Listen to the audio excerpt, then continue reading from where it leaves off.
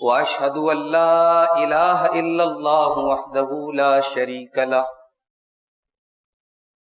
واشهد ان محمدا عبده ورسوله يا ايها الذين امنوا اتقوا الله حق تقاته ولا تموتن الا وانتم مسلمون يا أيها الناس اتقوا ربكم الذي خلقكم من نفس واحدة وخلق منها زوجها وبث منهما رجالا كثيرا ونساء واتقوا الله الذي تساءلون به والأرحام إن الله كان عليكم رقيبا يا أيها الذين آمنوا اتقوا الله وقولوا قولا سديدا يصلح لكم أعمالكم ويغفر لكم ذنوبكم ومن يطع الله ورسوله فقد فاز فوزا عظيما أما بعد فإن خير الحديث كتاب الله وخير الهدي هدي محمد صلى الله عليه وسلم وشر الأمور محدثاتها وكل محدثة بدعة وكل بدعة ضلالة وكل ضلالة في النار أعوذ بالله من الشيطان الرجيم بسم اللہ الرحمن الرحیم قل ان صلاتي ونسكي ومحياي ومماتي لله رب العالمین۔ معزز حاضرین مجلس، محترم بزرگوں، نوجوان بھائیوں، پردہ نشین ماں اور بہنوں، پیارے بچوں، یہ اللہ تعالیٰ کی بڑی توفیق ہے کہ ذی الحجہ کے اس مبارک مہینے کے اس مبارک عشرے میں آج ہم اور آپ اللہ کے اس گھر میں دین کی کچھ باتوں کو سننے کے لیے، قرآن و سنت کی کچھ باتوں کو سننے کے لیے جمع ہوئے ہیں۔ ہمارے معاشرے میں ذی الحجہ کے اس مہینے کو وہ اہمیت نہیں دی جاتی جو دینی چاہیے۔ رمضان میں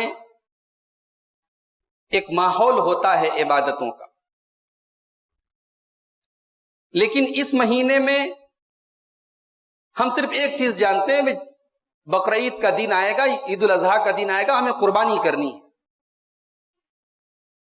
اس مہینے کو بس ہم قربانی کے نام سے جانتے ہیں، حالانکہ ایسا نہیں ہے۔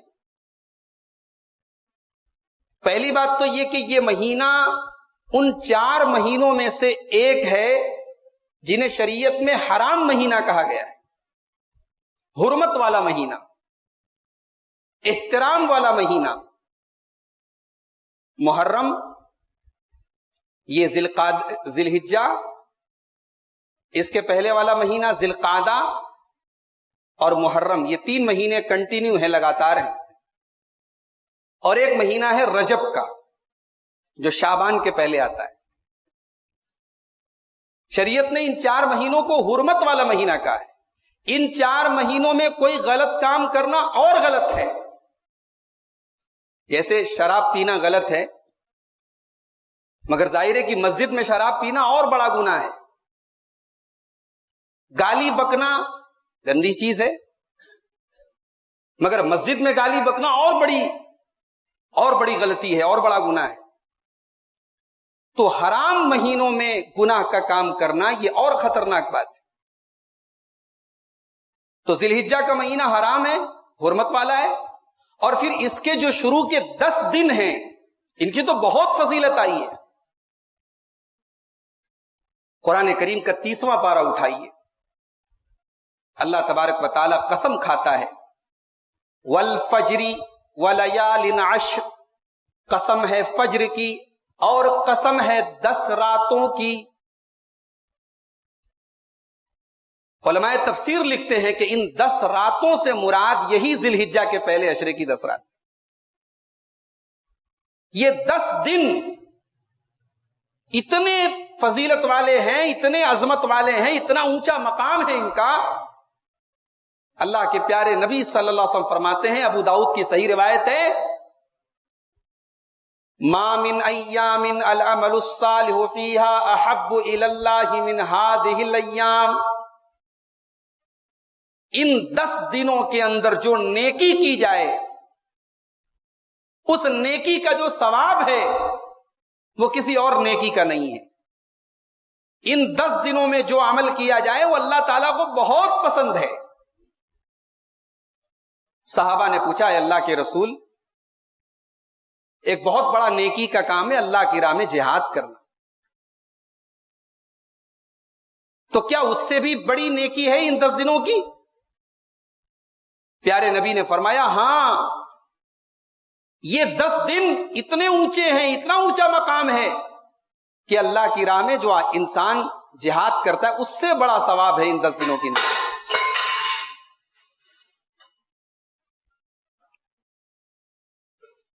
لیکن ہاں، اگر کوئی آدمی اللہ کی راہ میں اپنی جان اور مال لے کر کے گیا اور واپس کچھ نہیں لے کر کے لوٹا، یعنی شہید ہو گیا اللہ کی راہ میں، اس کا مقام زیادہ اونچا ہے، ورنہ ان 10 دنوں کا مقام، ان 10 دنوں کی نیکی کا مقام اللہ کی راہ میں جہاد سے بھی بڑا ہے۔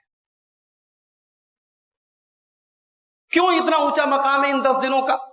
ایک سوال پیدا ہوتا ہے، ان 10 دنوں کا اتنا اونچا مقام کیوں ہے؟ علماء کہتے ہیں کہ بڑی بڑی تمام عبادتیں ان 10 دنوں میں اکٹھا ہوتی ہیں، وہ سال کے کسی اور دن میں اکٹھا نہیں ہوتی۔ بھئی ان 10 دنوں میں روزہ بھی رکھا جاتا ہے، اللہ کے رسول کی سنت ہے۔ ابو داؤد کی صحیح روایت ہے، حضرت ام سلمہ کہتی ہیں اللہ کے رسول صلی اللہ علیہ وسلم 1 تاریخ سے لے کر کے 9 تاریخ تک کنٹینیو روزہ رکھتے تھے۔ ہمارے یہاں یہ سنت بھلا دی گئی، اور لوگوں سے شکوہ نہیں، ہم تو اپنے لوگوں سے شکوہ کریں گے، ہمیں تو سنتیں یاد ہونی چاہیے۔ 1 ذی الحجہ سے لے کے 9 ذی الحجہ تک کنٹینیو روزہ رکھو، یہ اللہ کے رسول کی سنت ہے۔ پھر ان 10 دنوں میں یوم النحر ہے، ایک طرف قربانی ہو رہی ہے، دوسری طرف مینا میں کنکری ماری جا رہی ہے، حج ہو رہا ہے، حج کے ارکان ہو رہے ہیں، حج ہو رہا ہے۔ بھئی سال کے 359 دن آپ مینا میں کنکری مارتے رہیں، آپ کا حج نہیں ہو سکتا۔ یہ عید الاضحیٰ کے دن آپ کو کنکری مارنی، تب آپ کا حج ہوگا۔ ظاہر ہے کہ وہ 10 ذی الحجہ کی تاریخ ان 10 دنوں میں شامل ہے۔ انہی 10 دنوں میں یوم عرفہ ہے، ذی الحجہ کی 9 تاریخ ہے، جس کے بارے میں اللہ کے نبی نے فرمایا کہ اللہ تبارک و تعالی سال بھر میں اپنے بندوں کو کسی اور دن اتنا معاف نہیں کرتا ہے جتنا 9 ذی الحجہ کو عرفہ کے دن معاف کرتا ہے۔ تو یہ 10 دن ان کی بڑی اونچی شان ہے میرے بھائی۔ ہمارے یہاں یہ 10 دن ایسے ہی آتے ہیں، گزر جاتے ہیں، کوئی نام بھی نہیں لیتا۔ ان 10 دنوں میں صحابہ کرام بازاروں میں تکبیر کے کلمات پڑھتے تھے۔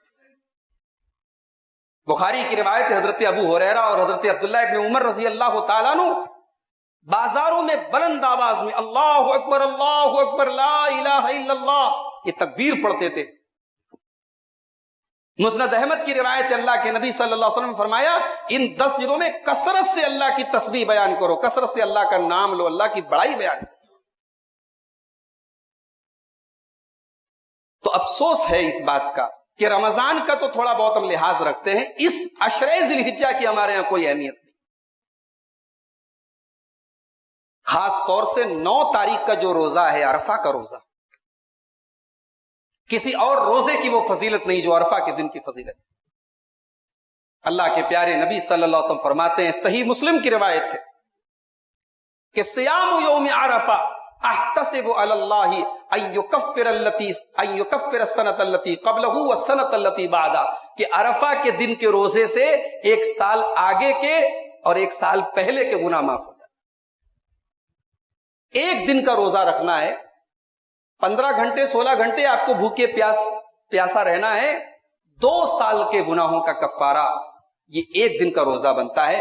اللہ تعالیٰ نواز رہا ہے، دے رہا ہے، ہم لینے کو تیار نہیں ہے میرے بھائی، ہم اپنے گناہوں کو معاف کروانے کے لیے تیار۔ پھر 10 تاریخ آتی ہے، 10 تاریخ کو ہم قربانی کرتے ہیں۔ ذی الحجہ کا چاند نکلنے کے بعد جب قربانی کا لفظ بولا جائے تو ہم سمجھتے ہیں قربانی کا مطلب جانور کے گلے پر چھری چلانا۔ ظاہر ہے وہ بھی قربانی کا ایک مطلب تو ہے، مگر یہ قربانی کا ایک لمیٹیڈ مطلب ہے۔ یہ ذی الحجہ کے پروسپیکٹس میں، اس کے پس منظر میں، اس کے بیک گراؤنڈ میں یہ قربانی کا لفظ تو ٹھیک ہے، جانور کے گلے پر اللہ کا نام لے کے چھری چلانے کو کہتے ہیں قربانی، مگر حقیقت میں قربانی کچھ اور چیز ہے۔ قربانی کا تعلق محبت سے ہے۔ آدمی جس سے محبت کرتا ہے اس کے لیے قربانی بھی دیتا ہے، اور اسی لیے اللہ جس سے محبت کرتا ہے اللہ اس سے اتنا ہی آزماتا ہے۔ یہ میں اپنی طرف سے نہیں کہہ رہا ہوں، حدیث پاک ہے اللہ کے رسول صلی اللہ علیہ وسلم، ترمذی کی روایت ہے، اللہ کے نبی فرماتے ہیں ان عظم الجزاء مع عظم البلاء، جتنی بڑی آزمائش ہے اتنا بڑا بدلہ ہے، جتنا بڑا امتحان ہے اتنا بڑا ریوارڈ ہے، اتنا بڑا انعام ہے اللہ کی طرف سے۔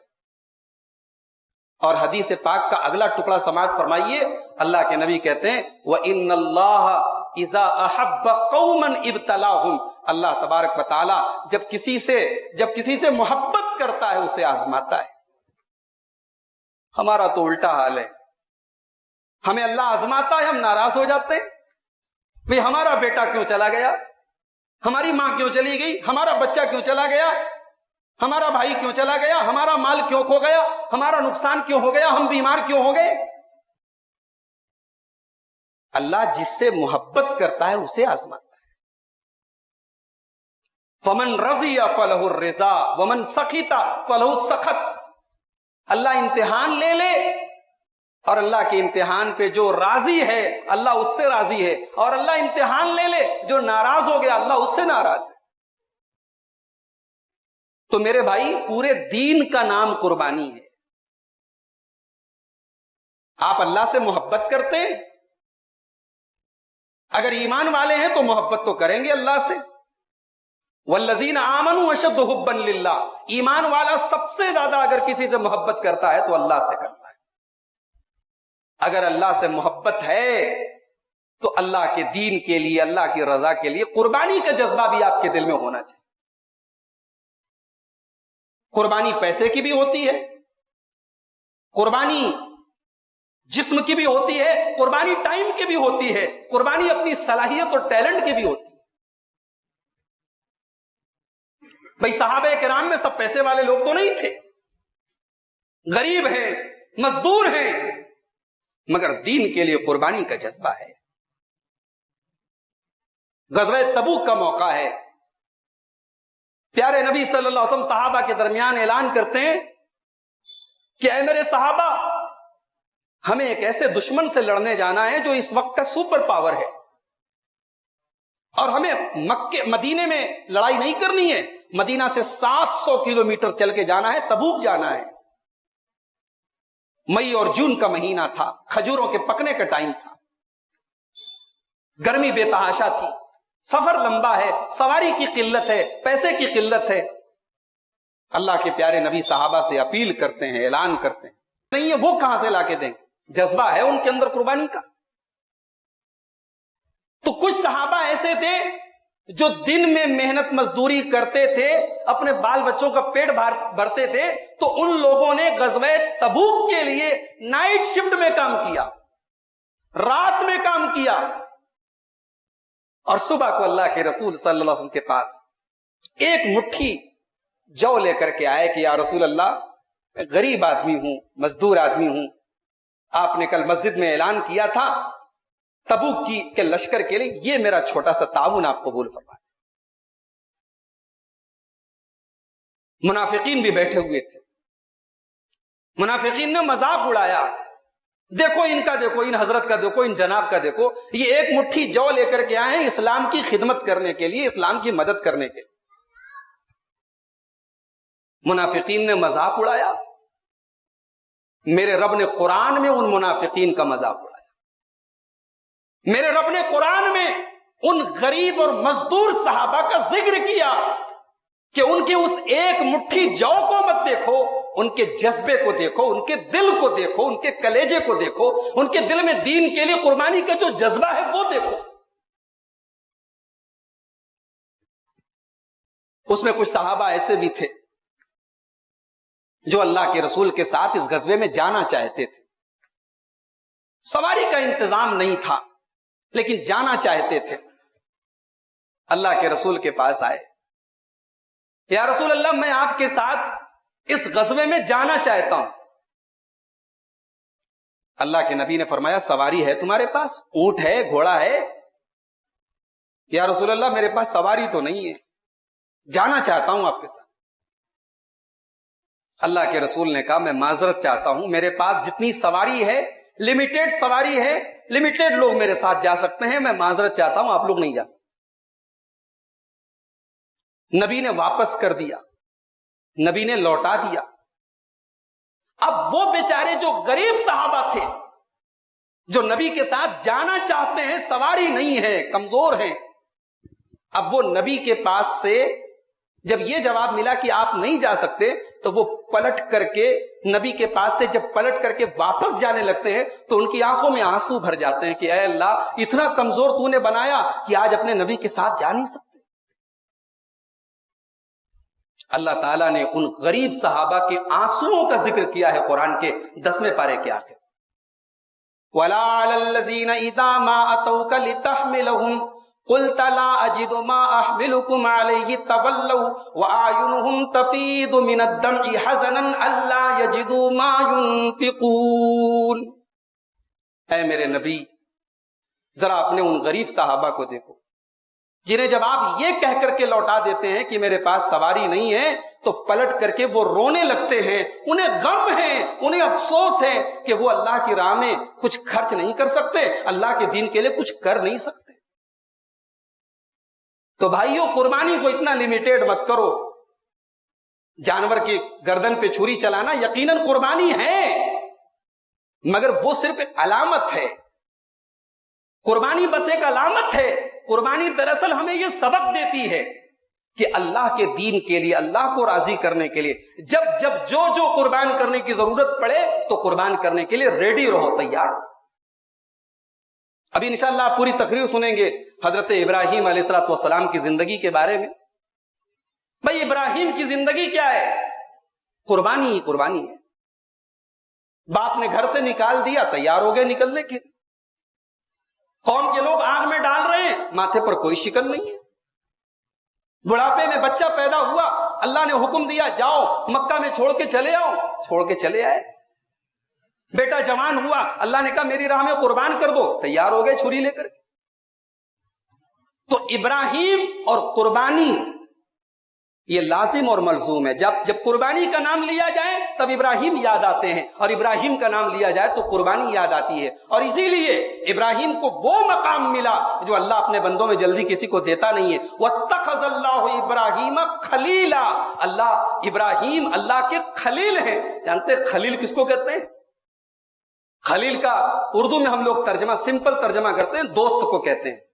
نہیں بھائی, خلیل دوست کو نہیں کہتے. دوست سے بہت اوپر کی چیز ہوتی ہے خلیل. خلیل اس کو کہتے ہیں جس سے ہمارا گہرا تعلق ہو. ابراہیم اللہ کے خلیل ہیں. تو قربانی کا جذبہ اور قربانی کی جو روح ہے میرے بھائیوں, اللہ سے محبت اور اللہ کا خوف اور اللہ کا ڈر, اللہ کا تقوی. اگر ہم یہ سمجھتے ہیں ہم نے 20,000 کا بکرا خریدا, اللہ کی راہ میں قربان کر دیا اور ہم بڑے خوش ہو گئے, چلو بھائی ہم نے قربانی کا حق ادا کر دیا, جی نہیں. آپ نے جانور قربان کیا ہے, گوشت آپ کھائیں گے، چمڑا کہیں جائے گا، ہڈی کہیں جائے گی. اللہ کے یہاں آپ کے بکرے کی جسامت اور آپ کے بکرے کا سائز اور اس کا ریٹ تھوڑی دیکھا جا رہا ہے، اللہ کے یہاں آپ کے دل کا جذبہ دیکھا جا رہا ہے. لن ينال الله لحومها ولا دماؤها ولكن يناله التقوى منكم. اللہ کے یہاں تمہارے دل کا تقوی پہنچتا ہے. جانتے ہو دنیا میں سب سے پہلی قربانی کس نے پیش کی تھی؟ اللہ تعالیٰ نے بڑے نپے تولے الفاظ میں دنیا کی سب سے پہلی قربانی کا واقعہ سورہ مائدہ کے اندر بیان کیا ہے. وَاتْلُ عَلَيْهِمْ نَبَأَ ابْنَيْ آدَمَ وَاتْلُ عَلَيْهِمْ نَبَأَ ابْنَيْ آدَمَ بِالْحَقِّ إِذْ قَرَّبَا قُرْبَانًا فَتُقُبِّلَ مِنْ أَحَدِهِمَا وَلَمْ يُتَقَبَّلْ مِنَ الْآخَرِ. اے نبی ان کے سامنے بیان کر دیجیے آدم کے دو بیٹوں کا واقعہ. قرآن حکیم نے دو بیٹوں کا نام بھی نہیں بتایا.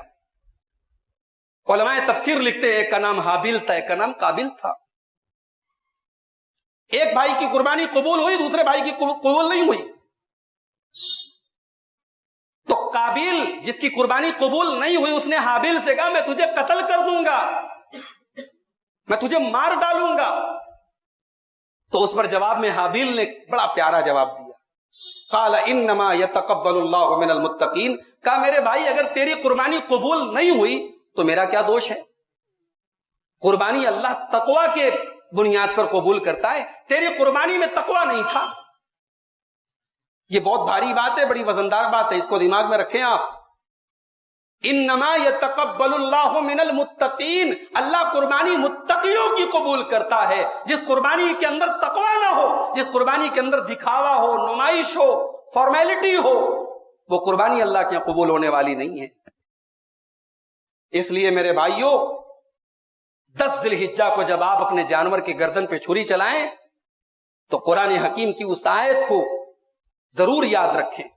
قل ان صلاتی و نسکی و محیایا و مماتی للہ رب العالمین.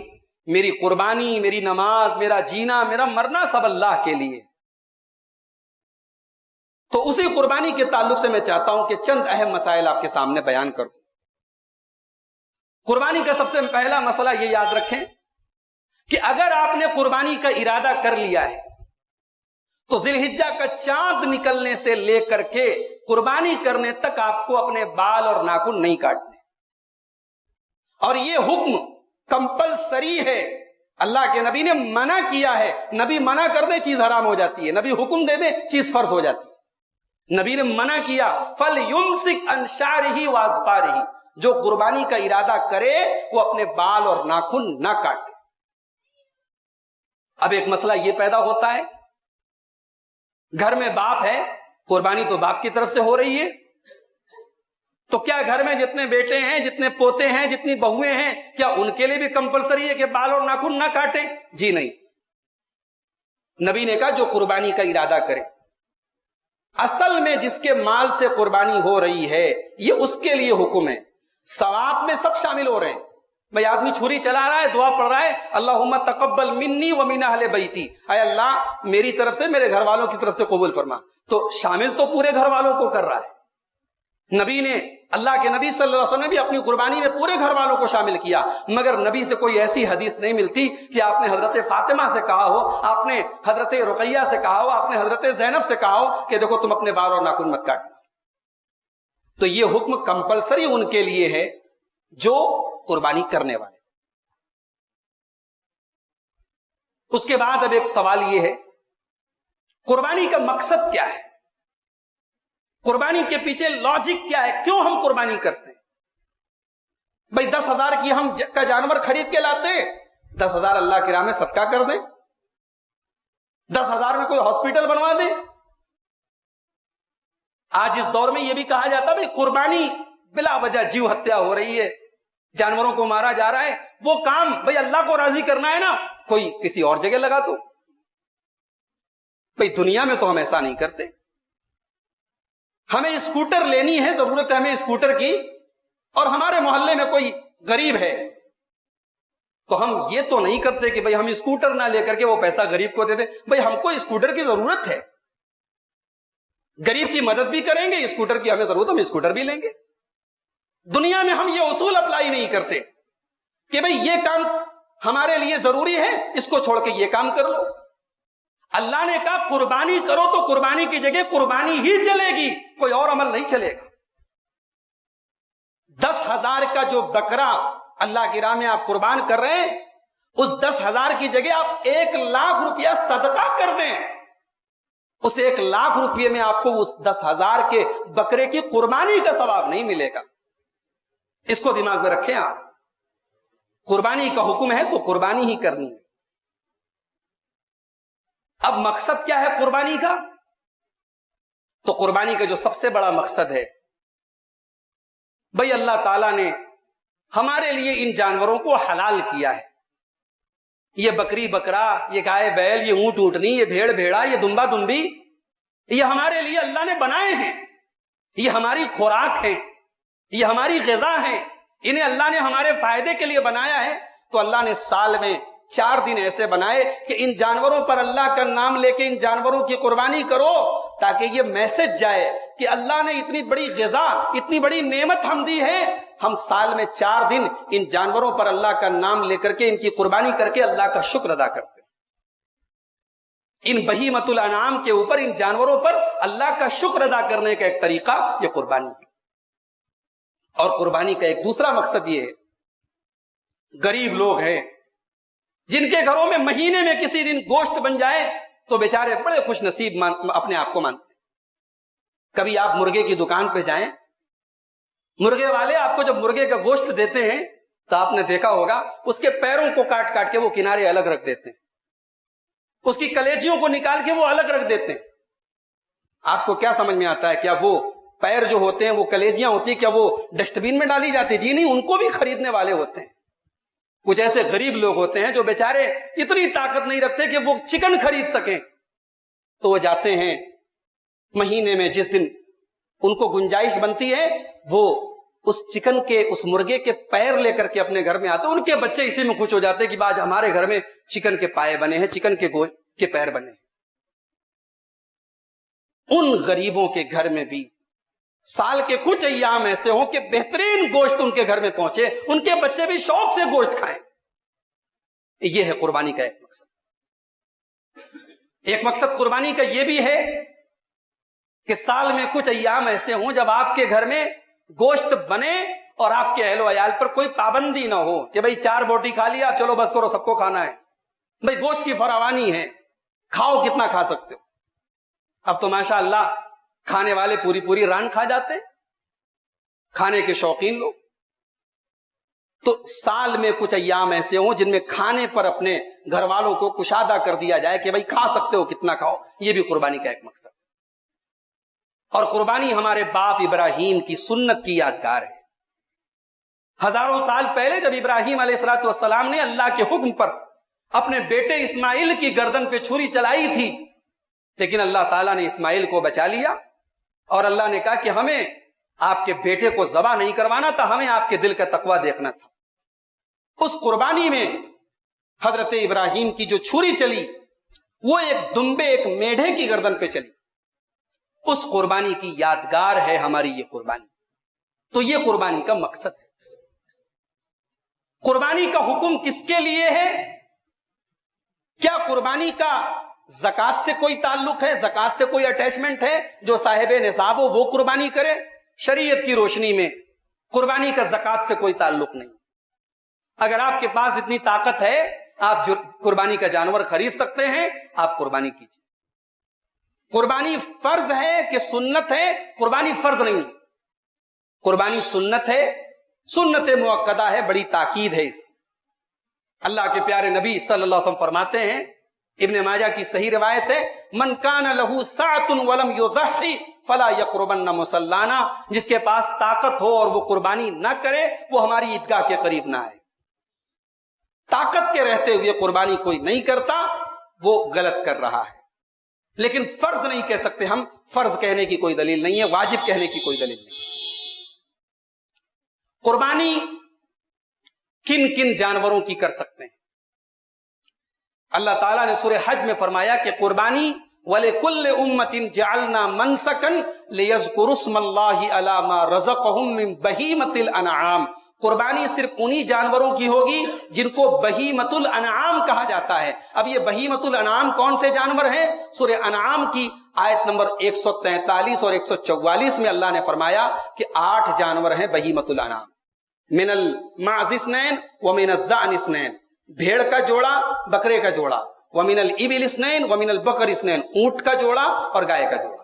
یہ ٹوٹل 8 جانور ہیں جن کی قربانی قرآن و سنت سے ثابت تھے. قربانی کے جانور میں ایک کنڈیشن اور ہے کہ وہ دتا ہونا چاہیے.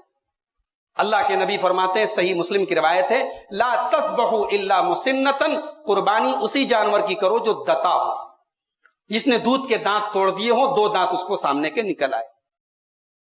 ہاں بھیڑ کا اگر بچہ ہے تو اللہ کے رسول نے اجازت دی ہے کہ وہ جزع ہو، یعنی 1 سال کے اندر کا ہو اور 6 مہینے کا اوپر ہو تو وہ ادنت ہو، تب بھی اس کی قربانی ہو جائے گی، کوئی حرج کی بات. قربانی کے جانوروں میں 4 عیب ایسے ہیں جو نہیں چلیں گے. حضرت برا ابن عازب رضی اللہ تعالیٰ عنہ کہتے ہیں اللہ کے نبی نے اشارہ کر کے فرمایا کہ 4 جانور ایسے جن کی قربانی نہیں چلے گی. الاوراء بین ابرھا، جانور ایک آنکھ کا کانا ہو، ایک آنکھ کا کانا ہو اور بالکل صحیح لگ رہا ہو کہ ہاں اس کی ایک آنکھ خراب ہے، ایسے جانور کی قربانی نہیں کر سکتے. والارجاء بین ضلعھا، اور جانور لنگڑا ہو، ایک پیر اس کا کام نہ کر رہا ہو اور بالکل صاف پتہ لگ رہا ہو کہ اس کا ایک پیر کام نہیں کر رہا ہے، اور بیمار ہو، اور ایسا بیمار ہو کہ اس کی بیماری بالکل پتہ لگ رہی ہو، بالکل بیمار ہے یہ، اور والکثیر التی لا تنقی، اتنا کمزور ہو، مریل ہو کہ اس کے اندر کچھ ہو ہی نہ، بس ہڈی چمڑا ہو، ایسے جانور کی قربانی بھی درست نہیں. تو یہ 4 بڑے بڑے عیب ہیں. چھوٹا موٹا کوئی عیب ہو تو قربانی ہو جائے گی، لیکن قربانی کا جانور خریدتے وقت صحابہ کرام بڑی دیکھ بھال کرتے تھے، بہت احتیاط کرتے تھے، جان بوجھ کر کے کوئی عیب دار جانور نہ خریدا جائے. قربانی کب سے کب تک کر سکتے ہیں؟ عید الاضحیٰ کی نماز کے پہلے اگر آپ نے قربانی کی، آپ کی قربانی نہیں ادا ہو. اللہ کے رسول صلی اللہ علیہ وسلم عید الاضحیٰ کے دن نماز پڑھا کے فارغ ہوئے، آپ نے ایک صحابی کو دیکھا کہ انہوں نے اپنے جانور کی قربانی پہلے ہی کر لی، حضرت ابو بردہ ابن نیار. تو اللہ کے رسول نے کہا یہ تم نے کیا کر دیا؟ کہا اللہ کے رسول میں نے تو پہلے ہی قربانی کر دی. آپ نے فرمایا تلک شاۃ اللحم، قربانی کا ثواب نہیں ملے گا، گوشت ملے گا تمہارے گھر والوں، قربانی کا ثواب نہیں ملے گا. انہوں نے کہا یا رسول اللہ میرے پاس بکری کا ایک بچہ ہے، سال بھر کے اندر کا ہے، جزع ہے، کیا میں اس کی قربانی کر لوں؟ یہ کہ میرے پاس جو جانور تھا وہ تو میں نے پہلے کاٹ دیا. اللہ کے رسول نے فرمایا ٹھیک ہے تم کر لو، لیکن یہ اجازت میں اسپیشلی تمہیں دے رہا ہوں، کسی اور کو یہ اجازت نہیں ہے. کسی اور کو بکری کا جو 1 سال سے کم کا بچہ ہو اس کو کرنے کی اجازت نہیں. اوروں کے لیے شرط یہی ہے کہ دتا ہو، تم اس جزا کی قربانی کر سکتے. تو قربانی بقرعید کے دن عید الاضحیٰ کی نماز کے بعد سے اسٹارٹ ہوگی. کب تک کر سکتے ہیں؟ صحیح ابن حبان کی روایت ہے کل ایام التشریق ذبح، ایام تشریق سب کے سب قربانی کے دن ہیں. ایام تشریق 11 12 13 ذی الحجہ کو کہتے ہیں، لہذا 13 ذی الحجہ کو سورج کے غروب ہونے کے پہلے پہلے قربانی کی جا سکتی. قربانی رات میں بھی کر سکتے ہیں، اس کے مکروہ ہونے کی کوئی دلیل نہیں، البتہ دن میں کرنا افضل ہے. قربانی بقرعید کے دن کرنا افضل ہے، گنجائش ہے 13 ذی الحجہ تک کرنی. قربانی کے گوشت کو کتنا کھایا جائے، کتنا بانٹا جائے، شریعت نے کوئی پابندی نہیں لگائی، آپ کی اپنی مرضی ہے، پورا کھا لیں، پورا بانٹ دیں، پورا رشتہ داروں کو کھلا دیں. بعض اہل علم نے کہا کہ قربانی کے گوشت کے 3 حصے کر لیے جائیں، ایک حصہ خود کھایا جائے، ایک حصہ رشتہ داروں کو کھلایا جائے، ایک حصہ غربا کو دیا جائے. چونکہ اس کی کوئی دلیل نہیں ہے لہذا نہ تو یہ ضروری ہے اور نہ اس کو کرنے میں کوئی حرج کی بات.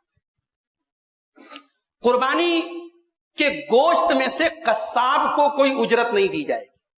قصاب کو اس کی اجرت پیسے کی شکل میں آپ دیں گے. گوشت آپ بطور گفٹ دے سکتے ہیں، بطور تحفہ دے سکتے ہیں، لیکن اجرت کے طور پہ قصاب کو، کسائی کو آپ گوشت نہیں دے سکتے. قربانی کا گوشت کیا غیر مسلم کو دیا جا سکتا ہے؟ اگر کوئی غیر مسلم ایسا ہے جو معتدل ہے، متعصب نہیں ہے، مسلمانوں سے بیر نہیں رکھتا ہے، مسلمانوں کو تکلیف نہیں پہنچاتا ہے، انصاف پسند ہے، سیدھا سادہ ہے، آپ کا پڑوسی ہے، آپ کا تعلق والا ہے، بے شک آپ اس کو گوشت دے سکتے ہیں. لیکن ہاں جس کے بارے میں یہ پتا ہو کہ وہ گوشت کے ساتھ شراب نوشی کرتا ہے، ایسے غیر مسلم کو آپ گوشت نہیں دیں. تو میرے بھائیوں، قربانی کے تعلق سے یہ چند اہم مسائل ہیں. ذبح کرتے وقت کون سی دعا پڑھی جائے؟ بسم اللہ. اتنا صرف بسم اللہ پڑھ لیں تب بھی آپ کی قربانی ہو جائے. بسم اللہ کے ساتھ اللہ اکبر یا واللہ اکبر، یہ اللہ کے رسول کی سنت ہے کہ بسم اللہ اللہ اکبر یا بسم اللہ واللہ اکبر پڑھ کے جانور کو بائیں کروٹ لٹا کر کے اس کا چہرہ یا اس کے چاروں پیر قبلہ کی طرف کر کے اس کو ذبح کیا جائے. بسم اللہ اللہ اکبر یا بسم اللہ واللہ اکبر پڑھ کے آپ ذبح کر دیں. اس کے آگے اگر آپ چاہیں تو یہ دعا پڑھ لیں. اگر آپ وہ قربانی اپنے اور اپنے گھر والوں کی طرف سے کر رہے ہیں، اللہم تقبل منی ومن اہل بیتی، اے اللہ یہ قربانی میری طرف سے اور میرے گھر والوں کی طرف سے قبول فرما لے. کیا مردوں کی طرف سے قربانی کر سکتے ہیں؟ الگ سے مردے کی طرف سے قربانی کرنے کا ثبوت نہیں ملتا ہے. اللہ کے رسول صلی اللہ علیہ وسلم نے کبھی کسی مردے کی طرف سے قربانی نہیں کی ہے. البتہ آپ جو قربانی کر رہے ہیں اس میں آپ اپنے مردہ رشتہ داروں کو، اپنے مرحوم باپ کو، اپنی مرحوم والدہ کو، اپنی مرحوم بیوی کو، اپنے مرحوم شوہر کو آپ اس قربانی کے ثواب میں شامل کر سکتے ہیں. الگ سے اس کے نام سے جانور لا کے ذبح کرنا یہ ثابت نہیں. ایک چھوٹے جانور کی قربانی، ایک بکرے کی، ایک بھیڑا کی، ایک دمبا کی، پورے گھر والوں کی طرف سے کافی ہے. حضرت ابو ایوب انصاری کی صحیح روایت ترمذی کی، وہ کہتے ہیں کہ اللہ کے رسول کے زمانے میں ایک جانور کی قربانی پورے گھر والوں کی طرف سے ہو جاتی. بڑے جانور میں، گائے بیل وغیرہ میں اور اونٹ میں کئی لوگ حصہ لے سکتے ہیں. بیل وغیرہ میں 7 لوگ اور اونٹ میں 10 لوگ حصہ لے سکتے ہیں. اللہ کے رسول سے اس کا ثبوت ملتا ہے، لیکن یہ میکسیمم ہے. اگر 2 لوگ مل کر کے قربانی کر لیں، 4 لوگ مل کے کر لیں، کوئی حرج کی بات نہیں. یہ قربانی کے تعلق سے چند احکام و مسائل، اہم احکام و مسائل تھے جو میں نے آپ کے سامنے بیان کیے. اللہ سے ہم دعا کرتے ہیں رب العالمین ہمیں سنت کے مطابق قربانی کرنے کی توفیق عطا فرما، ہماری قربانیوں کو قبول فرما. ہماری عبادتوں میں جو کمی رہ جائے، جو کوتاہی رہ جائے، پروردگار اپنے فضل و کرم سے اس کو معاف فرما. رب العالمین ہماری ہر عبادت میں، ہر کام میں اخلاص پیدا فرما. رب العالمین ہم میں سے جو بیمار ہیں ان کو شفاء کامل عاجل عطا فرما. جو روزی روٹی سے، کاروبار سے پریشان ہیں، رب العالمین ان کے روزگار میں برکت عطا فرما، ان کو حلال رزق مہیا فرما. اللہ ہر قسم کی وبا سے ہم سب کی حفاظت فرما. ہمیں جب تک دنیا میں زندہ رکھے، اسلام پر زندہ رکھے، اور خاتمہ ہم سب کا ایمان پر ہو. وآخر دعوانا الحمدللہ رب